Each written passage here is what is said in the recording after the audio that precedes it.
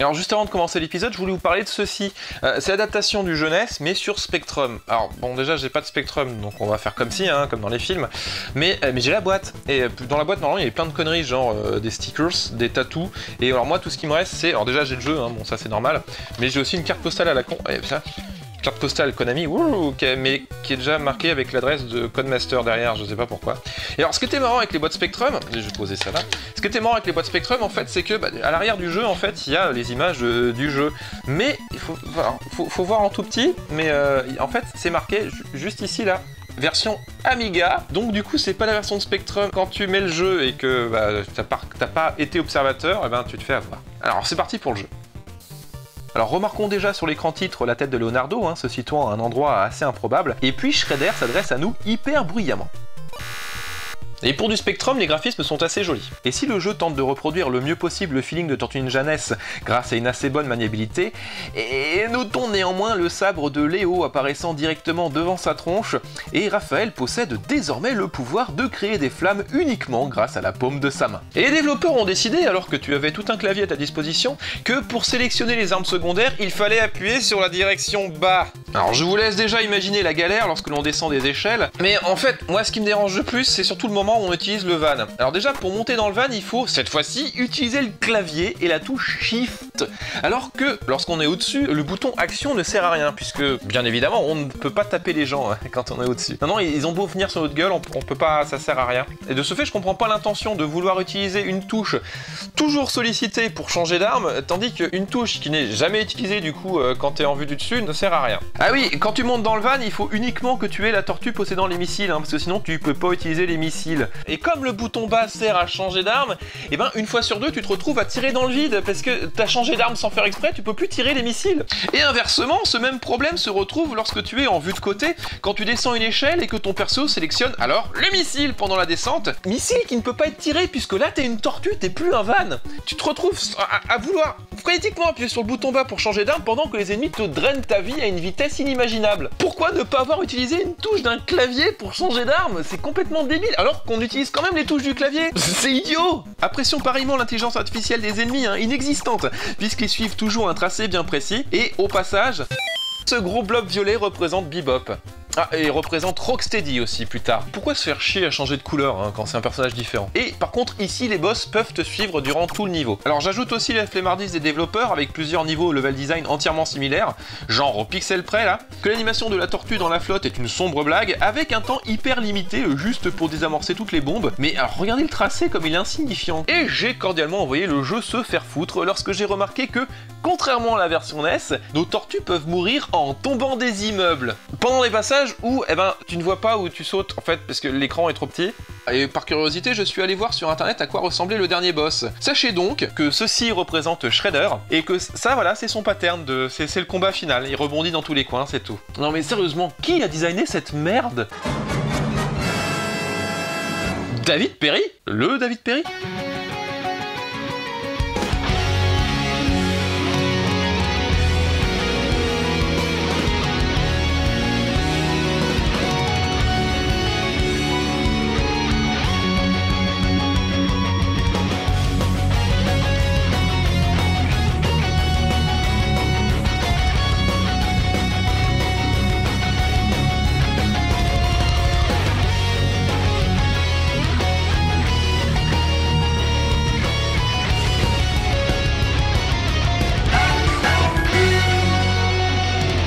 Après le succès d'estime des Tortues Ninja en comics, il fut temps pour nos chevaliers d'écailles de profiter des bienfaits d'un destin insolent et ainsi de pouvoir passer à la vitesse supérieure. Dans cet alignement des étoiles et après son humble introduction dans l'épisode précédent, découvrons plus en amont Mark Freeman. Oh hi Mark. Et c'est l'ancien disciple d'un type nommé Stan Weston, le créateur des G.I. Joe, comme l'atteste ce document. Faudra que j'en parle un jour de ça.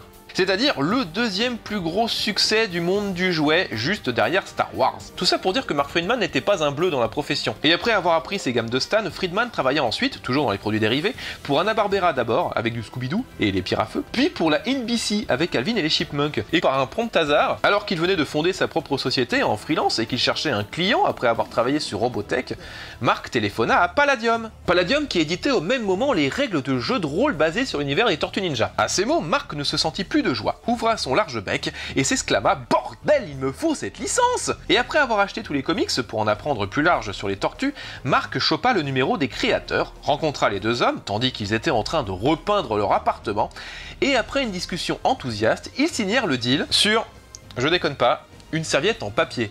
Une putain de serviette en papier. Une fois l'accord signé, Mark partit faire le tour de tous les fabricants de jouets de l'époque, avec une énorme tortue sous le bras, histoire de mieux expliquer le produit. Alors Disney refusa, Kenner refusa, Mattel hésita au départ puis refusa également, et grâce à un vieux collègue de Mark, un accord fut trouvé entre Friedman et une entreprise débutante en la matière, nommée Playmate Toys. Alors évidemment, plus tard, les autres sociétés s'en mordront les doigts, mais vous commencez à connaître l'histoire. Playmate, alors rien à voir avec les filles de chez Playboy, fut fondée à Hong Kong en 1966, et après des années à produire des poupées et jouets du premier âge, venait tout juste d'ouvrir une branche californienne destinée aux produits dérivés, et obtenant son premier gros succès grâce à la toute nouvelle poupée hyper glauque qui parle, nommée Cricket. Et parce que le destin est un bâtard, lorsque Mark Friedman vint les voir avec le projet des tortues sous le bras, eh ben la société était aux portes de la faillite à cause du bide d'une poupée qui s'appelait Jill. Je vous montre la publicité. Hi everybody, my name is Jill. Et cette saleté était vendue $200. Et donc forcément, quand Friedman apparut avec le concept des tortues, Playmate Toys fut plus que ravi d'entrer en affaire avec lui. Mais ce n'était pas fini, car nous sommes dans les années 80. Et dans les années 80, que faut-il pour parvenir à vendre des jouets ? Allez, maintenant vous savez, tous ensemble, une série animée bien sûr. Et oui, histoire de rééditer le succès de G.I. Joe. Et c'est ainsi que Mark Friedman partit à la recherche d'un studio afin de monter une série animée. Ben ouais, le principe est tout con.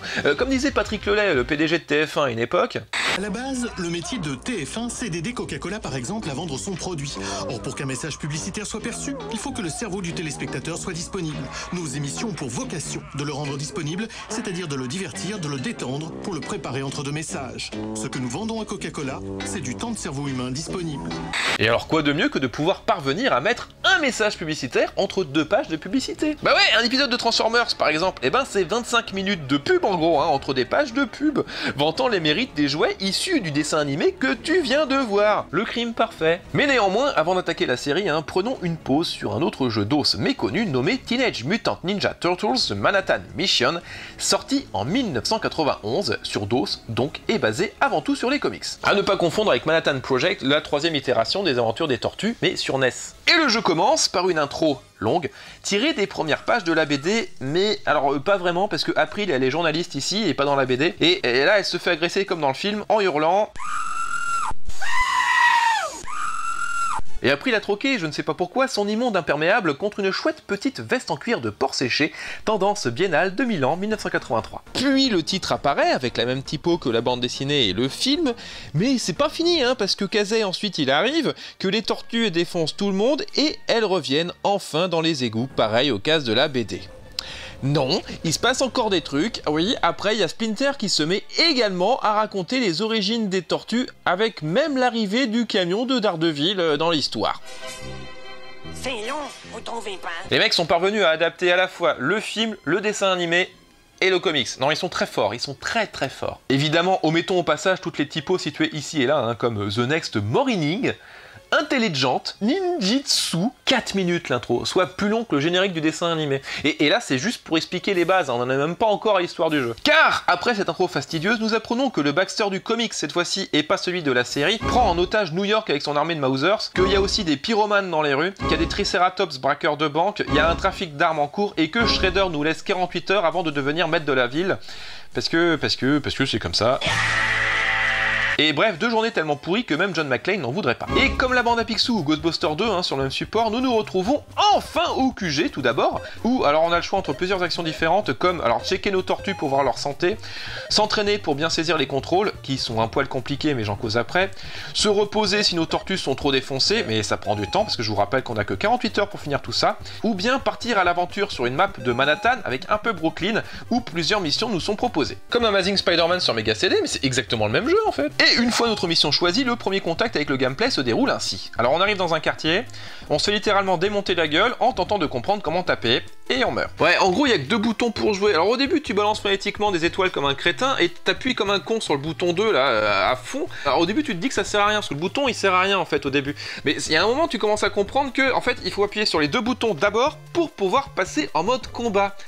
Et c'est une belle idée d'abruti, hein, je vous montre. En mode normal, le bouton 1 sert à utiliser les objets du décor, tandis que le bouton 2 sert à utiliser les échelles, qui sont un objet du décor, hein, mais passons. Ah oui, sachant que c'est aussi ce même bouton 2 qui sert à balancer les étoiles en mode normal, hein, quand tu fais une direction. Ah, et le haut sert également à sauter. Donc, si tu veux parvenir à grimper à une échelle, en gros, il faut appuyer sur 2 d'abord, puis aller vers le haut, tout en prenant garde à ne pas faire une diagonale, hein, parce que sinon, on lance une étoile. Et en mode combat, donc, le bouton 2 sert à l'attaque, pendant que le bouton 1 sert à se défendre, et en fait, c'est super compliqué à gérer, donc tu te fais défoncer. Et une fois qu'on s'est fait mettre à terre, Kazé, dont c'était la première apparition dans un jeu vidéo, et qui n'apparaîtra plus jamais avant le 5e volet, vient sauver la tortue. Et nous pouvons ainsi en choisir une autre, qui revient direct dans la compète, en se mettant à nouveau en mode normal, et plus en mode combat. Parce que là, je dois switcher pendant que mon mec se fait tabasser, et c'est super relou.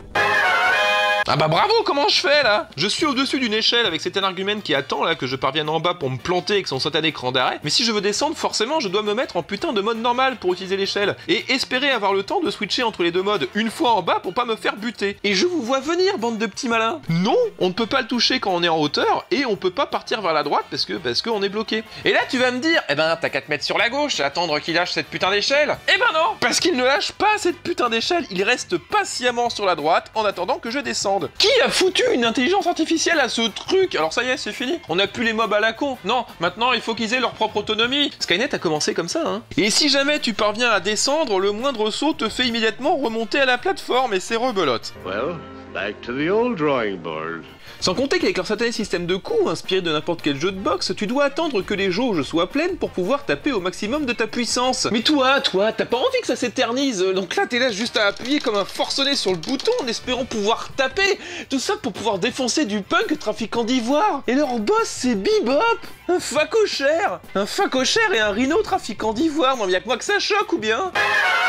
Et bon, je râle, mais déjà les premiers niveaux ne durent pas très longtemps à chaque fois, donc tu as le temps de te familiariser avec les commandes. Et de plus, dans la plupart des cas, bah tu t'en fous carrément des mobs en fait, et tu files tranquille aux autres pièces. Non, t'es pas obligé de tous les buter, de toute façon ils peuvent repopper. Non, dans chaque niveau, t'as qu'un seul but à atteindre, buter les boss, comme l'homme lézard dans les égouts, ou le Triceratons armé. Allez, bouffe du fer, c'est bon pour ta santé. Et en fait, passer les premières minutes galère pour se familiariser avec le bousin, eh ben le jeu est assez cool, puisque tu te bats contre quasi tous les persos des comics et de la série. Et que ça fait un bien supra fou de péter la tronche à Rocksteady, une fois ces balles évitées. Et nous avons également Tatsu du film qui passe nous faire un petit coucou et qui, bien évidemment, une fois que tu l'as battu... Vite, disparition ninja. Oh, c'est mignon. Et t'as même le caïd de Daredevil qui nous balance des cacahuètes. Et ainsi le jeu c'est ça, pour chaque mission tu as 3 zones à vider et il faut parvenir à tout effectuer avant de pouvoir aller latter les couilles à Shredder. Sachant qu'on a donc que 48 heures en tout et pour tout, que pour chaque mission bah, c'est minuté, que reposer ses tortues ça fait perdre du temps et qu'une fois tous les objectifs atteints, en faisant CTRL S pour gagner des shurikens à l'infini parce qu'on n'est pas des bêtes, on a le droit déjà de latter les couilles à Shredder, c'est toujours ça de prix, et puis au final une image un peu chelou où après il a encore changé de tronche et surtout nous apprenons que Casey Jones était en vérité Michael Jackson. Alors ok, le jeu a beaucoup de défauts, de maniabilité tout d'abord, et puis de level design avec les échelles énervantes, le moment où bah tu sais pas pourquoi après avoir passé plein d'écrans où on peut sauter dans le vide pour descendre d'un étage, ici bah ça marche plus, et puis le passage du dernier niveau où t'as tout plein de plateformes où tu peux passer au travers si tu n'atterris pas pile sur cette satanée zone. Mais néanmoins The Manhattan Mission respecte beaucoup l'univers des tortues. Déjà je veux dire t'as l'impression de jouer dans la BD et ça c'est cool. Puis tu te frites avec tes méchants préférés, le système de jeu avec les missions est sympa, t'as des ennemis différents dans chaque mission et pas les mêmes monstres encore et toujours à l'infini, et les décors sont super variés, et bref, moi j'ai beaucoup aimé ce jeu, alors c'est cool, c'est varié, bon c'est un peu dur, mais tu peux tricher. Revenons à nos reptiles. Tout en démarchant Tortue sous le bras, Mark Friedman eut une idée. Au lieu de s'acharner à vouloir financer une saison entière de sa série, pourquoi ne pas tout simplement produire 5 épisodes, expliquant les bases des personnages, et aussi des futurs produits dérivés, et parvenir ainsi à les rendre disponibles dans ce nouveau cool support nommé la VHS pour la période des fêtes de fin d'année. Et c'est ainsi qu'il prit rendez-vous avec la future productrice de Reservoir Dogs, j'ai nommé Rona Wallace, qui était alors chargée de la branche jeunesse d'International Video Entertainment. Le rendez-vous eut lieu à New York, sous un temps pluvieux, dans le froid, et c'est parce qu'il faisait moche et il faisait froid que Rona accepta le deal histoire de pas s'être déplacé pour rien. Pendant ce temps, Fred Wolf, producteur au studio Murakami Wolf Svensson, qui était actuellement en train de travailler sur la première saison de la bande à Picsou, une série que vous devez sûrement connaître, vit débarquer un publicitaire de chez Playmates avec les comics des Tortues sous le bras. Wolf accepta, ce qui tombait bien, puisque la seconde saison de la bande à Picsou allait échouer à un autre, tandis que nos amis de chez Playmate planchèrent sur un nouveau problème. Ouais, Ouais, en effet, comme nous l'avions vu dans l'épisode précédent, nos 4 tortues sont indissociables physiquement dans le comics, puisqu'il est en noir et blanc. Certes, il y a de la couleur sur les couvertures, mais les bandeaux, comme les petits poissons rouges. Or, Playmate a pensé, eh bien, si les 4 tortues sont similaires, pourquoi les clients achèteraient 4 tortues différentes?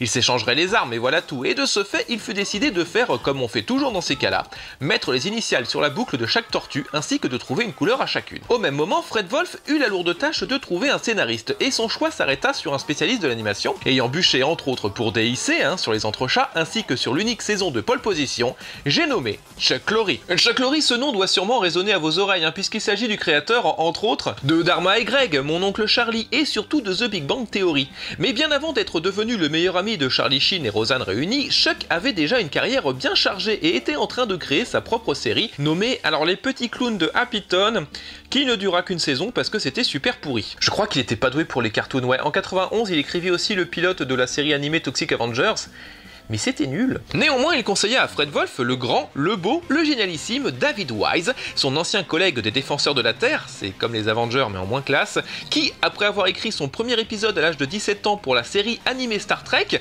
et gagné un Emmy pour le dit épisode, venait tout juste de terminer sur les rotules la conclusion en 3 parties des Transformers. Wise était un habitué des séries pour vendre des jouets, ayant officié également sur Mon Petit Poney et Musclor, et était sur le point de prendre un repos bien mérité après son run sur les robots. Le destin, tenace comme un témoin de Jéhovah, vint frapper à la porte en la présence de Rudy Zamora Jr., qui produisait alors avec son père Les Petits Clowns de Happytown, la série nulle évoquée plus tôt. Rudy avait été mis sur le projet Tortue Ninja par Fred Wolf pour produire les premiers épisodes, et le CV de la famille comportait quelques classiques tels que Les Schtroumpfs, Scooby-Doo les 13 fantômes, le fameux Noël de Charlie Brown, ainsi que des trucs moins glorieux comme les séries animées Happy Days et Chérie fais-moi peur. Et oui, ça a eu existé. Pas longtemps, mais ça a eu existé. David Wise, flatté par un tel appel, fut surpris à l'énonciation du projet. En effet, lorsque Rudy commença à mentionner l'histoire d'adolescents mutants, Wise, en bon fan de comics qu'il était, s'écria « Quoi? Vous allez faire une série sur les Tortues Ninja ?» Le truc étant que David Wise n'était pas super fan de l'ambiance de la BD, ce qui tombait bien vu que les producteurs voulurent en faire une version familiale, en édulcorant le côté ninja violent du titre, et en voulant en faire un truc un peu plus rigolo et sympathique. Cependant, Chuck Lorre, toujours lui, sentant qu'il y avait sûrement du pognon à se faire, à coller son nom sur une telle licence, et vexé de s'être fait rembarrer le jour où il voulut composer la musique des Muppet Babies, se proposa pour participer au générique des Tortues Ninja, profitant du créneau laissé vacant par le groupe The Turtles, qui venait de décliner la proposition parce que Fred Wolf pensait rigolo d'associer le groupe The Turtles aux Tortues Ninja. C'est comme si on demandait aux Rolling Stones de faire les pierres à feu. Et en 48 heures, Chuck Lorre écrivit les paroles, tandis que chansons et musiques furent effectuées par son comparse, Dennis C. Brown, qui composera par la suite toutes les musiques des shows de Chuck Lorre, mais également James Bond Jr. et Speed Racer. Et pour l'anecdote, dans la version originale, on peut entendre les tortues parler pendant le générique. Leonardo leads Donatello does machine. Raphael is cool but rude. Give me a break. Michelangelo is a party dude. Eh bien, il s'agit en vérité de la voix de Chuck Lorre en accéléré. Et c'est cette fameuse chanson qui fut également utilisée pour l'opening du jeu d'arcade de Konami, dont on va parler maintenant avant de revenir plus en détail sur la série animée. Notez la subtile transition, c'est un métier. Car oui, en 1989, tandis que nos Tortues Mutantes étaient portées en jeu de plateforme sur NES pour un premier volet sur arcade, il fut décidé d'adapter la série dans un tout autre genre, bourgeonnant à l'époque. Ouais, en effet, après le succès de Kung Fu alias Spartan au Japon, de Double Dragon aussi en 87, et surtout de Golden Axe en 89, la mode était alors au beat'em all, ou beat'em up, ou brawler, c'est comme vous voulez. Moi j'ai toujours dit beat'em all. Permettant à plusieurs potes de s'associer pour tabasser du méchant. Chose amusante, le genre proliférait alors sur les ordinateurs du moment, et c'est ainsi que nous eûmes pu avoir sur Spectrum l'adaptation de Usagi Yojimbo, encore lui, en 1988, soit un an avant l'arrivée des Kéloniens amphibies sur nos machines. Konami eut également l'excellente idée de reprendre la recette gagnante de Gauntlet, en permettant, dans la version Deluxe de la borne, de pouvoir y jouer à 4 en même temps, les joueurs pouvant ainsi rejoindre la partie à n'importe quel moment. Il faut en outre noter que la borne fut sorti quelques mois seulement avant l'excellent Final Fight. Et si dans le mode 4 joueurs tu choisis ta tortue en te positionnant sur la borne, en se battant physiquement avec ton pote pour pouvoir prendre de la télo en fait, dans une borne de joueurs tu peux sélectionner celle que tu veux via l'écran. Nous sommes accueillis par les 2 premières mesures du générique, chantées carrément. Hang on, April.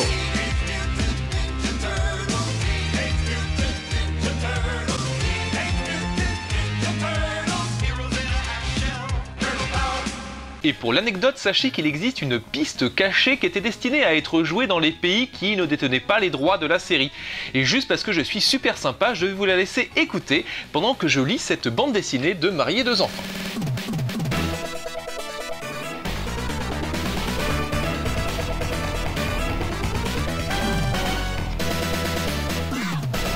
Ah mais c'est de la merde en fait. Et nous avons même le droit d'avoir une toute petite cinématique où l'on découvre un immeuble en feu, hein, celui d'April. Oh bah ça alors. Tandis que nos tortues volent à sa rescousse. Hey, regardez, je suis le comique du groupe, je tombe. Et tel Kratos dans le premier God of War, nos tortues débarquent dans un chaos assourdissant avec des flammes partout qui nous brûlent pas. Les tortues étant unifugées, hein, c'est scientifique. Tandis que nous découvrons nos commandes, alors il y a deux boutons, un pour sauter, l'autre pour taper. Et au début, moi je pensais que c'était tout, qu'il n'y avait pas de coups spéciaux, mais en fait si, quand tu appuies sur les deux boutons, la tortue elle fait ce geste, et ben ce geste il est plus puissant que n'importe quel coup du jeu, et ça ressemble pas du tout à un coup spécial. Et c'est lors de la toute première vague d'ennemis qu'apparaît également le principal défaut récurrent de tous les beat'em all développés par Konami, à savoir le manque de feedback du jeu. Alors le feedback c'est quoi? C'est quand un jeu en fait essaye de nous faire ressentir les sensations d'un coup. Double Dragon le faisait parfaitement, Final Fight est une excellence dans le domaine. Enfin ici, si vous remarquez, bah voilà, on voit que mon arme elle traverse intégralement le personnage, il ressent quasiment pas la douleur, il n'y a pas de son particulier quand tu le touches, bref, il n'y a rien qui aide à ressentir le coup. Pour vous en faire une idée à peu près de ce que ça fait quand tu joues à un jeu Konami sur arcade, imaginez Obélix dans les 12 travaux quand il se bat sur la grande plaine là. Ne te fatigue pas, pauvre mortel. Voilà, c'est à peu près ça. Et ce qui est amusant, c'est que ce défaut ne se retrouve que dans les versions arcade de ces jeux, mais bon, ça j'aurai l'occasion d'en parler plus longuement. Et du coup, pour une fois, le personnage le plus intéressant à jouer devient Raphaël. Déjà parce que, avec la faible portée de son arme, bah t'as un peu la sensation de taper les mecs, et surtout parce qu'il est le seul personnage à bénéficier d'une animation différente pour son coup spécial. Et c'est comme ça que j'ai su qu'il y avait un coup spécial dans le jeu, sinon je l'aurais jamais remarqué. Bon, sinon c'est du classique, hein, nous sommes assaillis par des vagues d'ennemis de couleurs différentes en fonction des armes utilisées. Comme à Pizza Hut où seules les chemises rouges peuvent servir en salle, bah bon là c'est pareil, si t'es violet, bah t'as le droit à rien. Le tout accouplé à une difficulté extrêmement ardue via les pièges débiles, juste histoire de nous faire perdre des crédits comme cette putain de voiture qui accélère, ou ce satané panneau qui nous tombe dessus. On perd même des points de vie en tombant dans les égouts. Dans les égouts!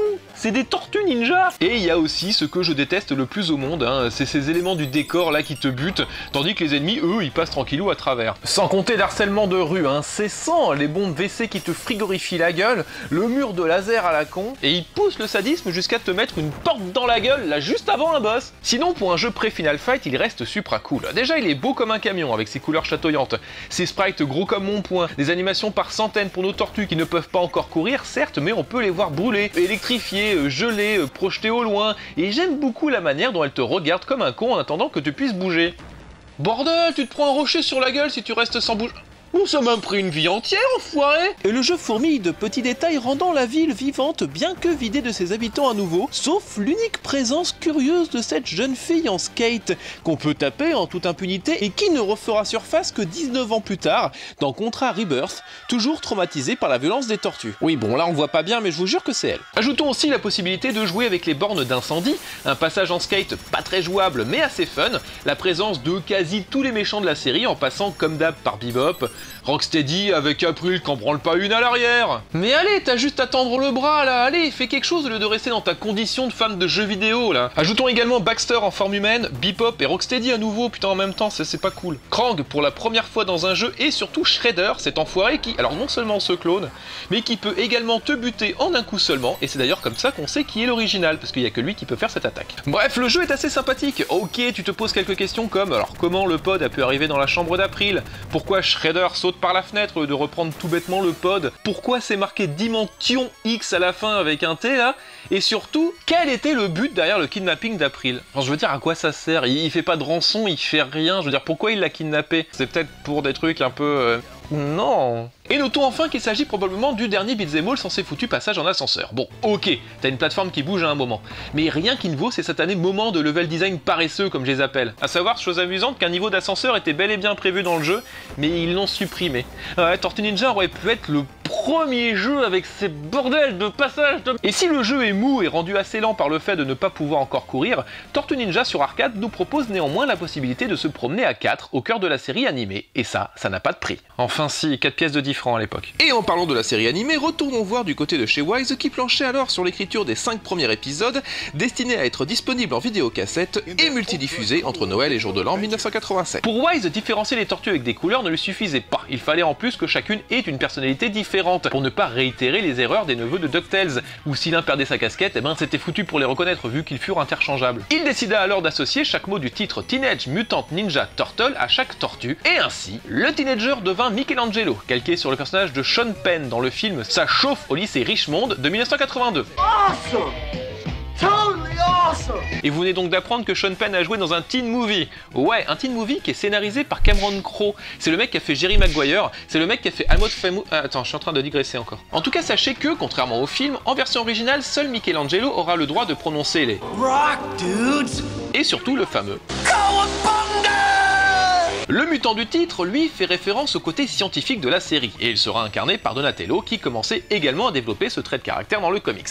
Le ninja du titre s'adressera à Leonardo, parce que c'est en gros le samouraï de la bande, et que de toute façon c'était déjà le leader dans le comics, puisqu'il faisait la narration dans les premières cases. Enfin, Raphaël sera la tortue, parce que c'est Raphaël et qu'on lui file jamais rien d'intéressant. Ah, et maintenant je comprends pourquoi il râle tout le temps dans la BD. Et au lieu d'être la boule de nerfs qu'on connaît, ici Raph sera avant tout le cynique du groupe, le perso qui fera sans cesse des remarques sur l'absurdité des situations. Doucement, Raphaël, c'est peut-être un piège.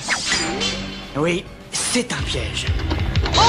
Le 24 mai 1958, dans le très réputé Howdy Doody Show, que vous devez sûrement connaître malgré vous, parce que c'est l'émission regardée par Doc Brown dans Retour vers le futur 3, C'est l'heure de bonsoir, les enfants. est prononcé pour la première fois le mot Etkin, le créateur du show, trouvait déjà à l'époque que Hugh, c'était un peu nul pour les Indiens et souhaitait trouver un autre mot sonnant indien à mettre dans la bouche de l'acteur. Oui, dans les années 50, les Indiens étaient blancs à moustache, mais m'interrompez pas. La squaw disait Kowagupa, il fut décidé de faire dire au mari Kowabunga. Après l'arrêt du show, en 1957, les enfants de l'époque continuèrent à l'utiliser, et c'est ainsi qu'il refit surface dans la grande vague du surf au cours des années 1960, ces mêmes surfeurs l'utilisant ensuite lorsque la plupart devinrent officiers au Vietnam. Au cours des années suivantes, le mot se propagea, fut même prononcé par le Joker dans un épisode de Batman. Et se retrouva aussi dans une case de la bande dessinée Peanuts de Charles M. Schulz en 1963, cette même case dont se souvint plus tard David Wise lorsqu'il imagina Michelangelo surfant dans les locaux du clan foot. Et en 1997, suite au succès de la série, Etkin porta plainte pour violation de copyright contre Peter Laird et Kevin Eastman, réclamant 5 millions au départ, puis il aura 50 000 $ pour qu'il se calme. Et à noter qu'Etkin porta également plainte contre les Simpsons pour utilisation du mot Kowabunga, même si Bart n'aura jamais prononcé une seule fois Kowabunga. Il dit Aïe Caramba, il a jamais dit Kowabunga. Enfin bon, Etkin il avait 79 ans à l'époque, il était peut-être un petit peu dur de la feuille. Mais bon, enfin vous le voyez, il y a encore plein d'autres choses à dire sur la série et sur les Tortues Ninja, et ben on verra tout ça dans un futur épisode.